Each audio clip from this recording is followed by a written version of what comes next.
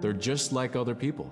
They just happen to be very small and extremely strong. These are stories that are common throughout Alaska. It's normally that people are size from your elbow to the tips of your fingers, and they possess superhuman strength. So they may be tiny, but they can carry a whole caribou. And if you go up north and you talk to a number of the people in the community, they'll talk about having seen the little people. There's a place at home that we know, but we don't profess it to anybody. But it's not like the boogeyman. They can be mischievous, they can be ornery, or they can be helpers. And every now and then, we might have the opportunity to see them, especially if they want us to see them. The fact that it's across Alaska really tells you something about our history and how we interacted with nature around us.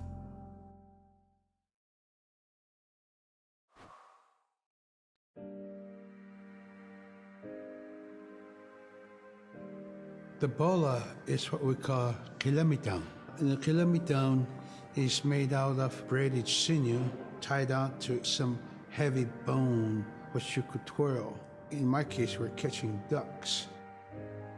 When we're out whaling, sometimes the ducks start flying. And they're good for duck hunting. You know, if you're a whaling crew, you can't make too much noise, so you can't use a shotgun for getting some duck soup handy, you know? So bola was a really handy weapon to use for catching ducks. You know, the ducks fly in, you throw it up and tangles up the bird, and down they go.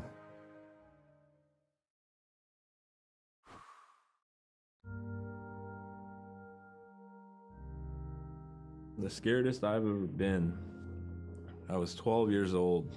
We floated out on a piece of ice while we were duck hunting. It was a bluebird day, just clear blue skies. And there was 3 of us, myself, my brother, and my dad. Next thing you know, we see this dark, dark shadow on the ice. We look and it goes behind us. So we all jumped up, startled, and my dad, he started running. We got back to the ridge there. The ice had fractured, cracked, and broke off, and we were floating away. We were drifting.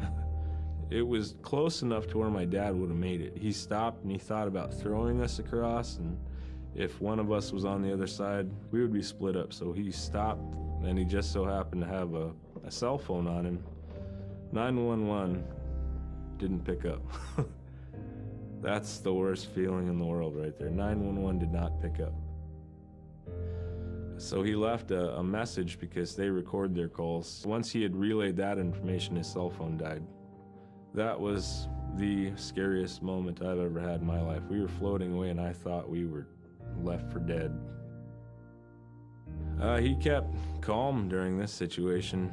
He's bringing out everything positive in this case. You know, I'm crying, my brother's freaking out.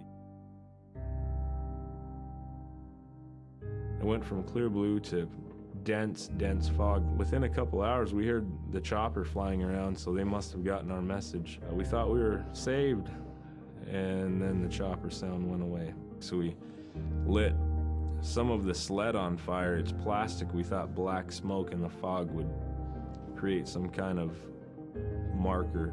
Chopper pilot had mentioned when we got rescued, you could see a glow in the fog, and he slowed down there, and sure enough, as soon as he slowed down, we got within visual.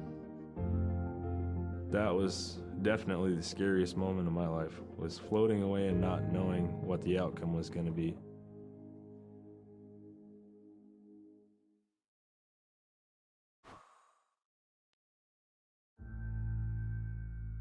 We're very much aware of the climate change.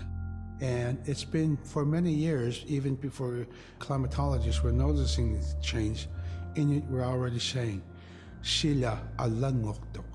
Our climate is changing. If the heat is going the way it is right now, for us it's going to be pretty bad. Different birds are coming, and they're coming earlier, and sometimes rain is more than what we want. Because when there's more rain, we know it's going to melt the permafrost. In my time as a young whaler, when I was 9 years old, we're hunting from ice that was about 25 feet thick. And there was giant icebergs already floating, coming by. That was the first signs of a changing climate. Ice that never broke before was now moving. Now, here it is 50 years later, we're hunting whale from ice that's 18 inches thick. There's no more thick ice. It's creating a malfunction in our whaling season is what it is. And actually more than that, all seasons in general. I think we are more scientists than more people will realize.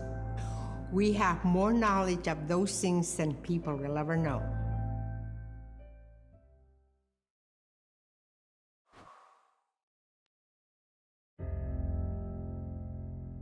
My brother was out seal hunting. He got attacked from behind and managed to grab his knife and save himself. When he came to realize, oh no, it's a mother. We've always known traditionally that we avoid killing a mother. It's always been sacred to us to protect them. He had to present himself to the council, and so he was given the job to mother the baby, and we kept it. It got so big, it went over the barricade one day and got to the dog food, and that was an indication that, brother better go teach it how to survive on its own. So he did. I really got attached to the bear because I more or less grew up with it. And some days when brother took him walking, once in a great while he'd put me on the bear and I would ride on it like a horse. I was just happiest little girl in the world.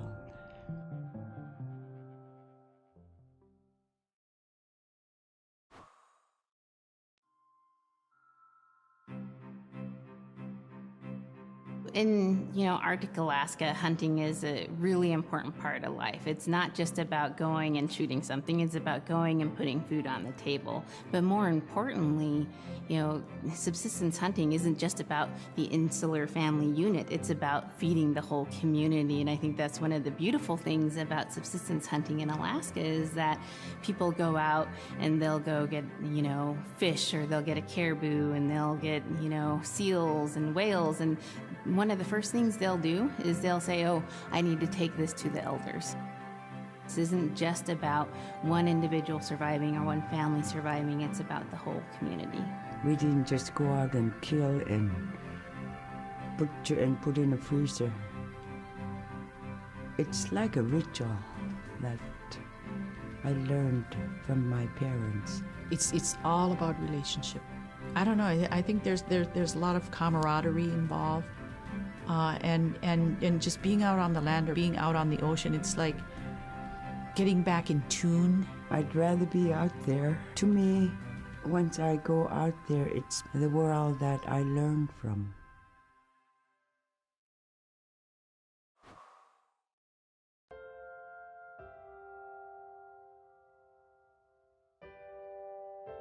Now we spend all our time out in nature. You get very intimate with the world.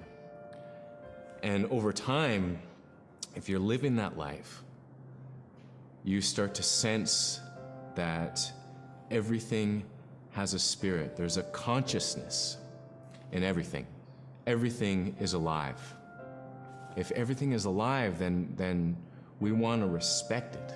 And if we're going to use it, we want to use it respectfully.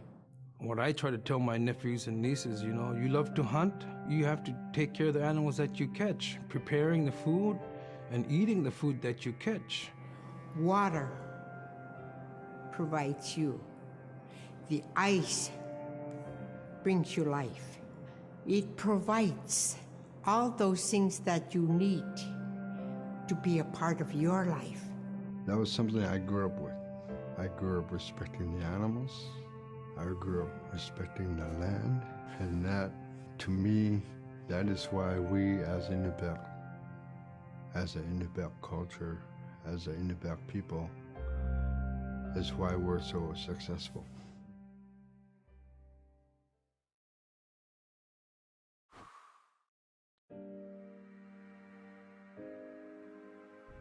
I think most central to the ideology of the IñUPIAT is the idea of sharing. Being able to feed the community, feed others.